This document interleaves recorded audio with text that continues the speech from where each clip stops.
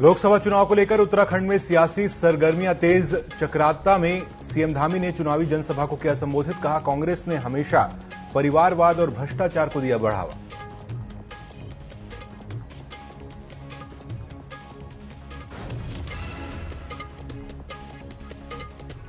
उत्तराखंड के चुनावी दौरे पर रहेंगे पीएम मोदी। 2 अप्रैल को रुद्रपुर में जनसभा को करेंगे संबोधित। भाजपा कार्यकर्ताओं ने कार्यस्थल पर किया पूजा पाठ।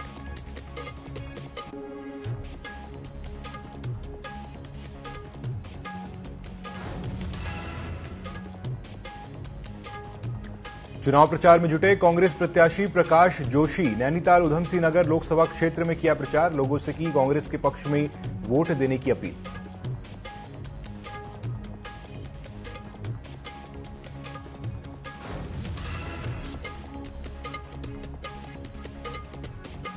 लोकसभा चुनाव में जीत की रणनीति तैयार करने में जुटी भाजपा। देहरादून में बीजेपी प्रदेश अध्यक्ष की मौजूदगी में बैठक। हर बूथ जीतने का लक्ष्य। हारी हुई विधानसभाओं पर विशेष फोकस।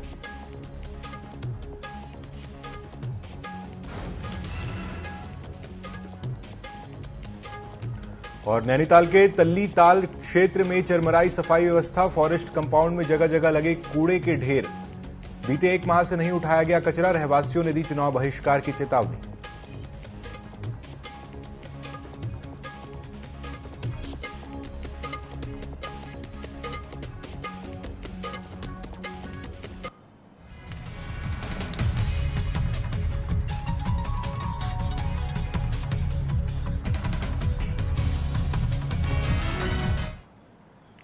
नमस्कार, उत्तराखंड विशेष न्यूज अपडेट में आपका स्वागत है। मैं हूं अंकुर शुक्ल और चलिए अब देखते हैं खबरें विस्तार से। चक्राता में विधानसभा के सहिया क्षेत्र में सीएम धामी ने चुनावी जनसभा को संबोधित किया। इस दौरान सीएम पुष्कर सिंह धामी ने कांग्रेस पर परिवारवाद और भ्रष्टाचार को बढ़ावा देने वाली पार्टी बताया। साथ ही प्रदेश की 5 लोकसभा सीटों के साथ ही देश में 400 के पार के नारे को पूरा करने का दावा भी सीएम धामी ने किया।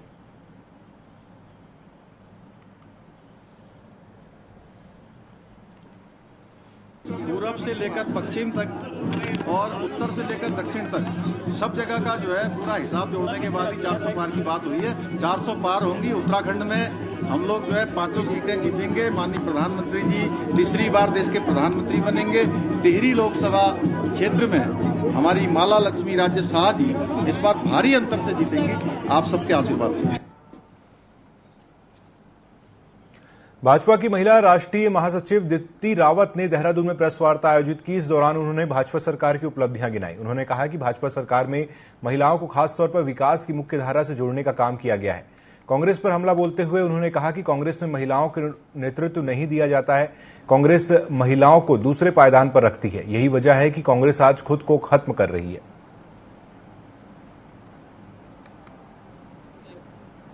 देखिए, मैं कहूंगी कि कांग्रेस पार्टी विनाश काले विपरीत बुद्धि, जिस प्रकार से कांग्रेस पार्टी अपने आप को स्वयं से भस्मासुर बनी हुई है, वो अपने आप को खुद से ही किस तरीके से खत्म कर रही है। हमें दिख रहा है कि जो मुझे लगता है प्रतिमा जी तो उनकी बड़ी अच्छी प्रवक्ता रही हैं, खूब बोलती हैं पार्टी के बारे में, और उसके बावजूद अगर इस तरीके का मौका पार्टी में जब नहीं मिलता और पार्टी में जब गुटबाजी होती है और केवल रिश्तेदारों को ही कुछ दिया जाता है कि ये मेरी कोई जानने वाली है, ये मेरा कोई रिश्तेदार है या कुछ और किसी से है, तो मुझे लगता है बेहद शर्मनाक बात है। भारतीय जनता पार्टी में हमेशा से ही, अगर आप 2002 से देखें, जब से चुनाव उत्तराखंड बना और उत्तराखंड बनने के बाद जब से चुनाव शुरू हुए 2002 से, तो हमारी जो महिलाओं की संख्या है, जो हमने टिकट दिए, जहां पर भी नेतृत्व दिया, वो हमेशा कांग्रेस से ज्यादा है। भाजपा महिला मोर्चा की राष्ट्रीय महामंत्री दीप्ति रावत ने प्रेस वार्ता करते हुए बताया कि आज नरेंद्र मोदी की सरकार देश के अंदर ऐसी कई योजनाएं चला रही है जिससे देश और प्रदेश की जनता का विश्वास भारतीय जनता पार्टी पर बढ़ा है। उन्होंने कहा कि कैसे 1 रुपए में सैनिटरी नैपकिन महिलाओं को मिले, इसका ध्यान पीएम मोदी ने रखा है। वहीं पीएम आवास योजना भी महिलाओं के नाम है। महिलाओं को नेतृत्व देने और उनको आगे बढ़ाने का काम भी भाजपा सरकार ने किया है। जबकि महिलाओं के आरक्षण की बात कोई नहीं करता था, लेकिन प्रधानमंत्री नरेंद्र मोदी ने महिलाओं को अपनी ही पार्टी में 33% का आरक्षण दिया है।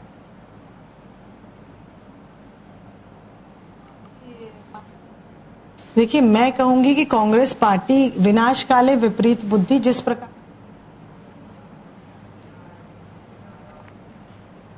2 अप्रैल को रुद्रपुर में पीएम नरेंद्र मोदी की प्रस्तावित जनसभा को लेकर भाजपा तैयारियों में जुटी हुई है। कार्यक्रम को सफल बनाने के लिए पदाधिकारियों को जिम्मेदारियां सौंपी गई हैं। रविवार को कैबिनेट मंत्री सौरभ बहुगुणा और संगठन महामंत्री अजय ने भूमि पूजन कर कार्यस्थल का काम शुरू किया। इस दौरान क्षेत्रीय विधायक सहित तमाम भाजपा नेता उपस्थित रहे।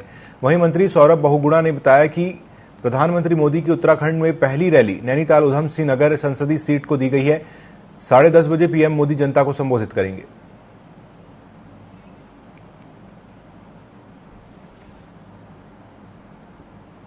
सबसे पहले तो मैं माननीय प्रधानमंत्री जी का बहुत बहुत धन्यवाद करता हूं।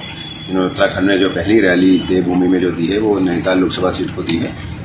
2 तारीख को 10:30 बजे माननीय प्रधानमंत्री जी मोदी मैदान से जनता को आह्वान करेंगे कि क्यों भारतीय जनता पार्टी को वोट देना है, क्यों भारतीय जनता पार्टी को जिताना है। और हमारी संस्कृति में भी है कि हम कोई भी शुभ काम शुरू करते हैं तो उसके लिए हम भगवान श्री राम, भगवान गणेश जी की पूजा करते हैं, अर्चना करते हैं। उसी हिसाब से हमने आज यहाँ पे एक छोटी सी पूजा रखी है।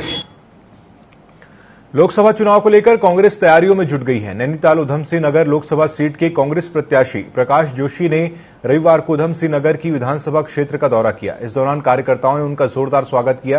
प्रकाश जोशी ने लोकसभा चुनाव में जीत के लिए सभी कांग्रेसी कार्यकर्ताओं को उत्साहित किया।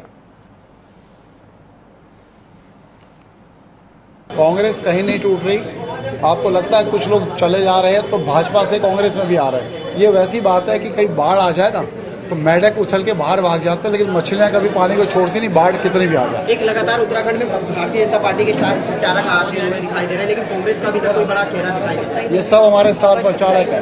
हमारे कांग्रेस के कार्यकर्ता ये बड़े चेहरे हैं भाई, उन्हें जरूरत है। उनका धरातल पर कोई काम नहीं है, उनको बड़े चेहरों की जरूरत है। कांग्रेस पार्टी को इसलिए जरूरत नहीं क्योंकि एक एक कार्यकर्ता अपने आप में बड़ा चेहरा।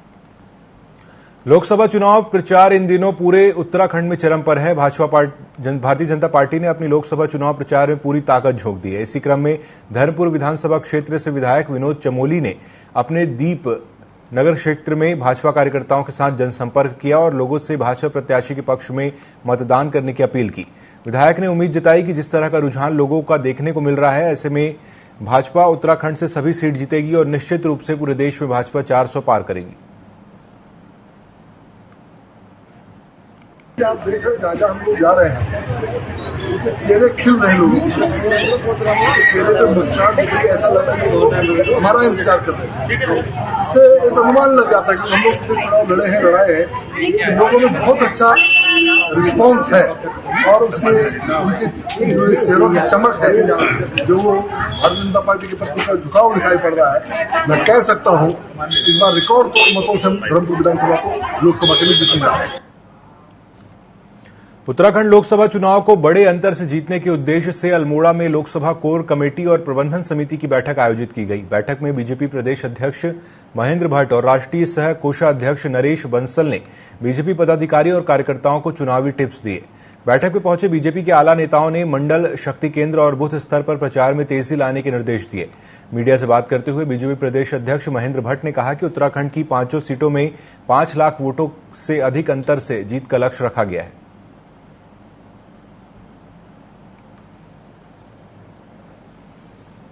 हमारी ऐसी विधानसभा जो पिछले विधानसभा को जीत नहीं पाए थे, ऐसी विधानसभा बूथ प्रबंधन दुरुस्त हो, इस दृष्टिकोण से बैठकें। और मैं और हमारे माननीय नरेश बंसल जी जो राष्ट्रीय सह कोषाध्यक्ष हैं, राज्यसभा सांसद हैं, हमारा यहाँ आना हुआ। इसके बाद द्वारावाट की हमारी बैठक रहेगी।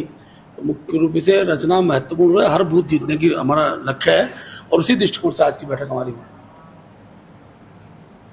मसूरी में भारतीय जनता पार्टी के कार्यकर्ताओं ने लोकसभा चुनाव को लेकर अपने प्रत्याशी माला राज्य लक्ष्मी शाह के प्रचार शुरू कर दिया है। वहीं मसूरी के चुनाव कार्यालय में मसूरी भाजपा के वरिष्ठ नेता मदन मोहन शर्मा के नेतृत्व में बैठक कर चुनाव प्रचार प्रसार की रणनीति बनाई गई। इस मौके पर सभी कार्यकर्ताओं ने एकजुट होकर प्रचार प्रसार करने के साथ ही सभी बूथों को मजबूत बनाए जाने का आह्वान किया।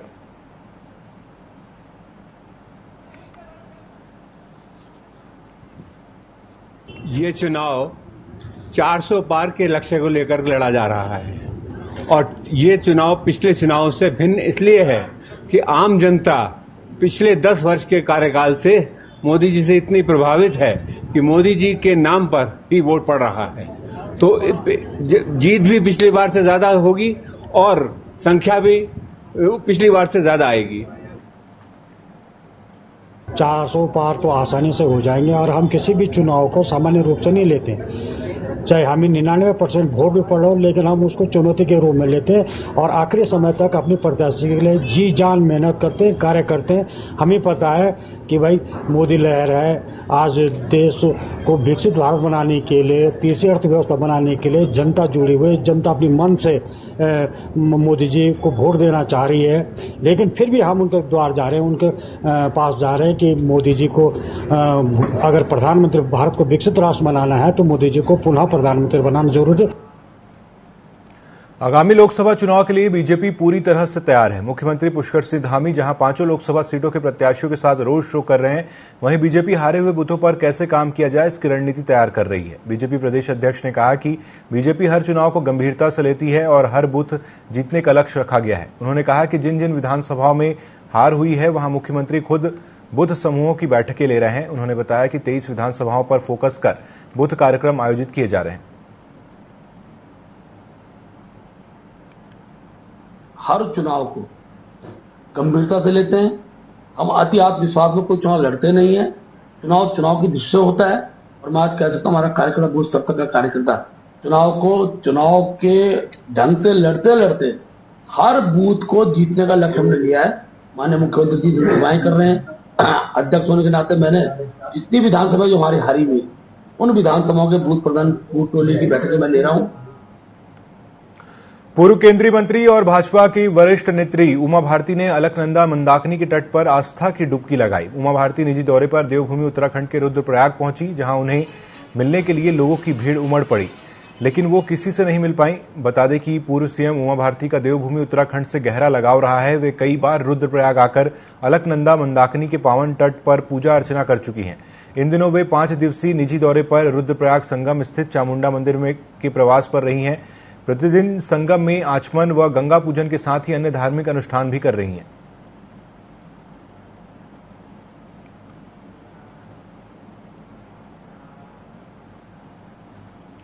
बीजेपी के पूर्व सांसद ने कांग्रेस पर आक्रामक अंदाज में हमला बोला। उन्होंने कांग्रेस के शीर्ष नेतृत्व पर निशाना साधा। उन्होंने कहा कि जिस कांग्रेस ने केजरीवाल सरकार पर शराब घोटाले का आरोप लगाया था, अब वही लोग उनके समर्थन में एक साथ खड़े नजर आ रहे हैं। इसके बाद उन्होंने कांग्रेस गठबंधन इंडिया अलायंस पर तंज कसते हुए नजर आए।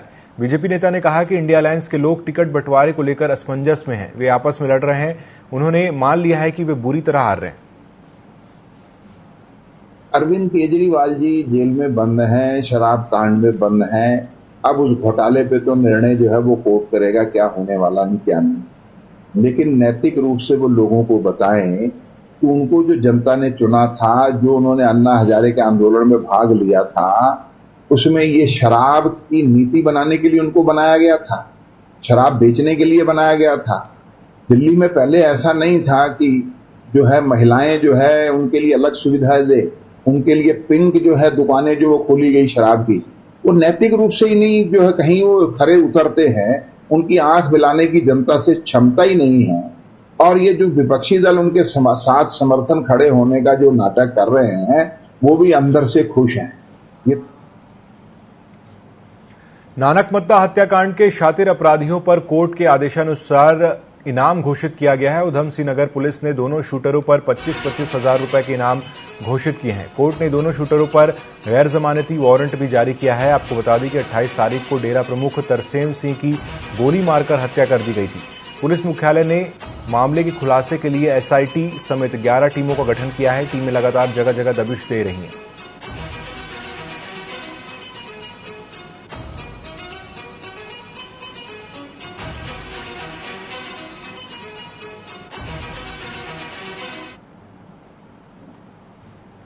उत्तराखंड में 5 सीटों पर लोकसभा चुनाव का आगाज हो चुका है। सभी दल और निर्दलीय प्रत्याशी चुनावी मैदान में चुनाव की तैयारी में उतर चुके हैं। वहीं कांग्रेस और भाजपा एक दूसरे पर अपना अपना जुमला बनाते हुए जनता में विश्वास बनाने की कोशिश कर रहे हैं। वहीं कांग्रेस के प्रदेश महामंत्री सचिन गुप्ता ने बताया कि हॉट सीट हरिद्वार लोकसभा प्रत्याशी वीरेंद्र रावत कांग्रेस पार्टी के सच्चे सिपाही हैं और हरिद्वार की जमीन से जुड़े नेता हैं। उन्होंने निशाना साधते हुए भाजपा पर तंज कसते हुए कहा कि किसानों का मुद्दा हो या अंकित भंडारी हत्याकांड, सड़क, पानी, स्वास्थ्य और शिक्षा को लेकर आज जीरो टॉलरेंस की ट्रिपल इंजन सरकार विफल नजर आ रही है।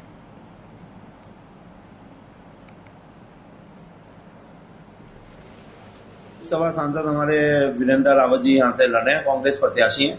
मैं आप सबके माध्यम से अपील करना चाहूंगा, आप हर जगह कांग्रेस प्रत्याशी को वोट करें, मतदान जरूर करें और कोशिश करें कांग्रेस प्रत्याशी को आप जिताकर लाएं, जिससे आपकी जो समस्याएं हैं उठी हुई है, चाहे वो किसान समस्या है, चाहे वो अंकिता हत्याकांड को लेकर है, चाहे सड़कों की समस्या है, या चाहे आप लोगों की रोजमर्रा की स्थिति है, उसमें बिजली की है, बिजली की कटौती है, बिजली के रेट बढ़े, तो उन मुद्दों को उठाने का कार्य, उन मुद्दों को सुलझाने का कार्य हमारे सांसद करेंगे। लेकिन तब करेंगे जब आप कांग्रेस सांसदों को जिताकर लाएंगे। आप वोट करें, वीरेंद्र रावत जी को हरिद्वार लोकसभा से करें, गणेश घोड़ियाल जी को जो है पौड़ी से करें, घनसोला जी को जो है टिहरी से करें, और टमटा जी को जो है आप हमारे उससे अल्मोड़ा से करें, और प्रकाश जोशी जी को नैनीताल से करें, उधम सिंह नगर से। एक बार फिर कांग्रेस को हरिद्वार में बड़ा झटका लगा है। कांग्रेस के वरिष्ठ नेता कुशल पाल सैनी ने कांग्रेस छोड़कर भाजपा का दामन थाम लिया है। लक्सर में आयोजित एक कार्यक्रम में वरिष्ठ कांग्रेस नेता कुशल पाल सैनी अपने सैकड़ों समर्थकों के साथ भाजपा में शामिल हो गए। इस मौके पर लोकसभा प्रत्याशी त्रिवेंद्र सिंह रावत ने कहा कि कुशल पाल सैनी के भाजपा में शामिल होने से पार्टी और अधिक मजबूत हो गई है। लोकसभा चुनाव में उनकी जीत पक्की है। कुशल पाल सैनी ने कहा कि वह कांग्रेस में घुटन महसूस कर रहे थे। कांग्रेस के पास ना तो कोई नेता है और ना ही कोई नीति है, लिहाजा कांग्रेस पूरी तरह से बूढ़ी और जर्जर हो चुकी है। और लक्सर विधानसभा आप सब पिछली बार थोड़ा सा वोटों से हम लोग रह गए थे, लेकिन आप सब के आने से आने वाले समय में ये लक्सर विधानसभा भी मजबूत होगी। अभी लोकसभा का चुनाव चल रहा है और मैं प्रत्याशी के रूप में आपके बीच में हूँ। हम सब जानते हैं कि माननीय प्रधानमंत्री नरेंद्र भाई मोदी के नेतृत्व में इन 10 सालों में हमारी मातृशक्ति हमारी बहनों के लिए, बेटियों के लिए, चाहे जच्चा बच्चा के से लेकर के और एक वृद्ध महिला तक सबके लिए बड़े स्तर पर काम किया गया है। और आज हमारी महिलाएं उत्तराखंड भाजपा पार्टी कांग्रेस समेत तमाम विपक्षी दलों को लगातार झटके दे रही है। इसी के तहत कांग्रेस समेत तमाम दलों के सैकड़ों नेताओं ने आज भाजपा का दामन थामा है। भाजपा प्रदेश अध्यक्ष महेंद्र भट्ट, राज्यसभा सांसद नरेश बंसल समेत पार्टी के अन्य वरिष्ठ नेताओं ने सभी का पार्टी में स्वागत किया। वहीं भाजपा प्रदेश अध्यक्ष महेंद्र भट्ट ने पत्रकारों से बातचीत में दावा किया है कि अभी भी काफी बड़ी संख्या में कांग्रेस समेत तमाम विपक्षी दलों के नेता उनके संपर्क में हैं। जल्द ही सभी विपक्षी दलों के नेताओं को पार्टी में शामिल कराया जाएगा। तो बड़ी संख्या में लोगों का आना हो रहा है, और क्योंकि अभी प्रधानमंत्री जी का कार्यक्रम है, प्रधानमंत्री कार्यक्रम और नड्डा जी कार्यक्रम के बाद एक श्रृंखला और नए लोगों को जोड़ने की रहेगी। और आज कांग्रेस के वरिष्ठ नेता हमारे दल में आ रहे हैं, उनका स्वागत कर रहे हैं। कुछ दिन में आप देखेंगे संख्या और बढ़ेगी। तो बड़ी संख्या। कांग्रेस नेताओं के भाजपा में शामिल होने का सिलसिला थमने का नाम नहीं ले रहा है। इसी कड़ी में कांग्रेस के प्रदेश महासचिव और कालाढूंगी से प्रत्याशी रहे महेश शर्मा के भाजपा में शामिल होने की खबर सामने आ रही है। भाजपा प्रदेश अध्यक्ष महेंद्र भट्ट ने महेश शर्मा को पार्टी की सदस्यता दिलाई। इस दौरान कालाढूंगी के भाजपा विधायक बंशीधर भगत भी मौजूद रहे। बताया जा रहा है कि कांग्रेस ने नैनीताल लोकसभा से प्रकाश जोशी को टिकट दिया, जिससे महेश शर्मा नाराज चल रहे थे।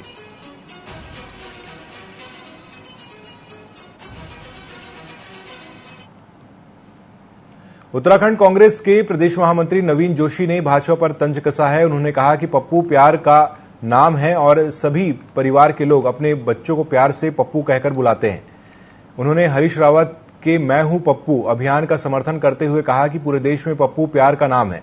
उन्होंने बीजेपी पर हमला बोलते हुए कहा कि देश में सबसे बड़ा गप मारने वाले को गप्पू कहा जाता है और वह जनता के साथ छलावा करने का काम करता है। देखिए, हरीश रावत जी ने जो बयान दिया है, उन्होंने कहा कि जो माँ का लाडला होता है वो उसको पप्पू कह के बुलाया जाता है। घर में कोई भी बच्चा होता है जिसको लाड प्यार से बुलाया जाता है, उनको पप्पू बोला जाता है। उन्होंने साथ में ये भी जोड़ा कि जो देश में सबसे बड़ा गप करने वाले हैं उसको गप्पू भी कहा जाता है। गप्पू जो है, जो विकास नहीं कर रहे हैं, जो सिर्फ जुमले छोड़ रहे हैं, जिस प्रकार से कहा था कि 15 लाख रुपए आएगा, बेरोजगारी कम होगी, किसानों की आय दुगनी होगी, ये सारे मुद्दे सिर्फ गप हैं, ये सिर्फ जुमले हैं। तो रावत जी ने इसमें अपना उनका लोगों का ध्यान आकर्षित किया था। उन्होंने कहा कि विकास के साथ रहिए, और राहुल गांधी जी और जो हमारे कांग्रेस के जितने भी जो लोग जिनको प्यार करते हैं, प्यार से जो बोल रहे हैं, तो उसके रावत जी ने ये बात रखी है। निश्चित तौर पे विकास के साथ लोग अपना समर्थन करेंगे और इस बार निश्चित तौर से कांग्रेस उत्तराखंड की 5 लोकसभा की सीट जीतेगी। डिडवाना जिले के किचक गांव में वीसीए पावर प्लांट का ग्रामीण विरोध कर रहे हैं। पावर प्लांट के निर्माण को रोकने के लिए आसपास के ग्रामीणों ने तहसीलदार को ज्ञापन देकर इसे रोकने की गुहार लगाई है। ग्रामीणों का कहना है कि कंपनी यहां कचरे से बिजली बनाने का प्रोजेक्ट स्थापित कर रही है, जिससे बहुत ज्यादा मात्रा में धुआं निकलेगा और वातावरण प्रदूषित होगा। मिली जानकारी के अनुसार खेजड़ी के हरे भरे कई पेड़ काटे जा चुके हैं। ग्रामवासियों ने प्रशासन को चेतावनी दी है कि अगर पावर प्लांट को यहां से हटाया नहीं जाता है तो उग्र आंदोलन किया जाएगा। सर, ग्रामीण आज इसलिए इकट्ठा हुए हैं कि यहाँ पर कोई वीसीए पावर प्रोजेक्ट के नाम से एक प्रोजेक्ट लगाया जा रहा है, जिसके तहत यहाँ पर ये जो जमीन आपको दिख रही है, यहाँ पे 100 से ज्यादा खेजड़ी के हरे पेड़ काटे जा चुके हैं और ये बाकी जो पेड़ बचे हैं उनको भी काटी जाने की तैयारी है। हमने इस चीज का विरोध करवाया, तहसीलदार जी को लिखित में शिकायत दी और तहसीलदार जी मौके पर भी आए। उन्होंने कोई इस तरह की कार्रवाई नहीं करी। रात के अंधेरे के अंदर यहाँ पर पेड़ काटे जा रहे हैं। देखिए, यहाँ कोई वीसीए पावर प्रोजेक्ट नाम की कोई कंपनी है। हमने तो यहाँ खेत की नकल निकलवाई, तब पता चला कि इस नाम की कोई कंपनी है जो यहाँ पे कोई बायोमास से विद्युत उत्पादन करके और यहाँ पे कोई प्लांट लगाने जा रही है। जबकि पहले हमें ये कहा गया था कि यहाँ पे कोई सोलर प्लांट लगाएंगे, उससे बिजली का उत्पादन करेंगे। पर धीरे धीरे पता लगा कि ये तो यहाँ पे बायोमास से बिजली का उत्पादन करेंगे। उससे होगा क्या कि इतना ज्यादा प्रदूषण होगा कि यहाँ जो रहने वाले लोग हैं वो ढंग से सांस नहीं ले पाएंगे। फिर इन्होंने क्या किया कि लोगों को गुमराह किया और धीरे धीरे रात के अंदर में ये पेड़ काटना शुरू कर दिए इन्होंने। जितने भी गेले पेड़ थे लगभग 100 से ज्यादा इन्होंने पेड़ काट दिए। जब इसका हमने विरोध किया, तहसीलदार जी को हमने इसकी शिकायत करी। तहसीलदार जी मौके पर आए, उन्होंने कहा कार्रवाई करेंगे, पर उन्होंने अभी तक कोई कार्रवाई नहीं करी। फॉरेस्ट वालों को बोला, फॉरेस्ट वालों ने भी अभी तक कोई कार्रवाई नहीं करी। इसलिए आज नैनीताल में तल्लीताल क्षेत्र के फॉरेस्ट कंपाउंड में लगे कूड़े के ढेर से उठने वाले बदबू से स्थानीय रहवासियों का जीना दूभर हो गया है। कॉलोनी में लगा कूड़े का ढेर बीमारियों को दावत दे रहा है। स्थानीय लोगों की माने तो क्षेत्र में लगभग 70 परिवार निवास करते हैं, जो बीते 1 महीने से कचरा नहीं उठने से परेशान हैं। वहीं स्थानीय लोगों का कहना है कि अगर जल्द समस्या से निजात नहीं मिलती तो वे लोकसभा चुनाव का बहिष्कार करेंगे। वहीं नगर पालिका कर्मचारी का कहना है कि नगर पालिका छोटे वाहनों से डोर टू डोर व नगर में लगे डस्टबिनों से कूड़ा उठाया जाता है, लेकिन वाहन खराब होने से बीते 1 माह से कूड़ा नहीं उठ पाया है, जिससे यहां कूड़े का ढेर लग गया है।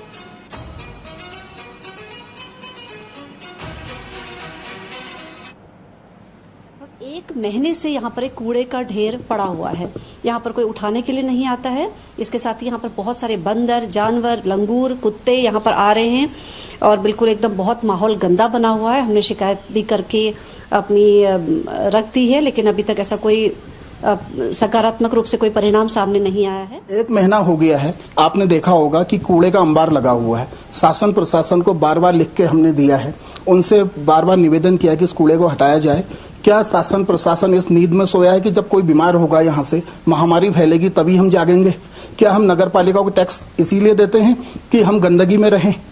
अगर 24 घंटे के अंदर हम लोगों ने निर्णय लिया है कि ये कूड़ा अगर शासन द्वारा नहीं हटाया गया तो हम लोग लोकसभा चुनाव का बहिष्कार करेंगे। बहुत स्मेल आ रही है, यहाँ पर रहना मुश्किल हो रहा है। और दूसरा एक बहुत बड़ी प्रॉब्लम क्या है कि बच्चे निकलते हैं यहाँ से और बंदरों ने यहाँ परमानेंट अड्डा बना लिया है। तो बच्चों क्या बड़ों को भी बहुत खतरा है कि बंदर यहाँ से निकल रहे हैं और काट रहे हैं बंदर।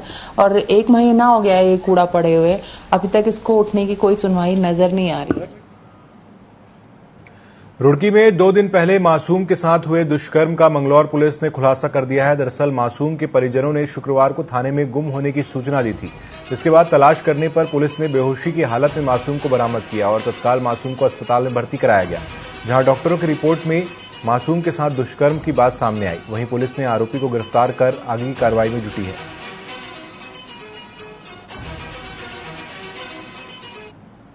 इसके द्वारा ये पुनः इस घटना को अंजाम दिया गया है। पीड़िता चूंकि सदमे में थी उस समय, इसलिए बहुत कुछ बता नहीं पा रही थी, लेकिन धीरे धीरे जब उसकी काउंसलिंग कराई गई महिला सब इंस्पेक्टर और महिला कांस्टेबल से, तो उसने जो डिटेल्स शेयर की, उन डिटेल्स की मैचिंग उस संदिग्ध से पूरी तरह होने के आधार पर उसे हिरासत में लिया गया और उससे पूछताछ की गई तो उसने उस घटना को करना स्वीकार किया और इससे संबंधित जो भी कोऑपरेटिव एविडेंस है वो सारे उपलब्ध कराए, जिसके आधार पर उसकी गिरफ्तारी की गई और अंततः उसका चालान माननीय न्यायालय किया जा रहा है।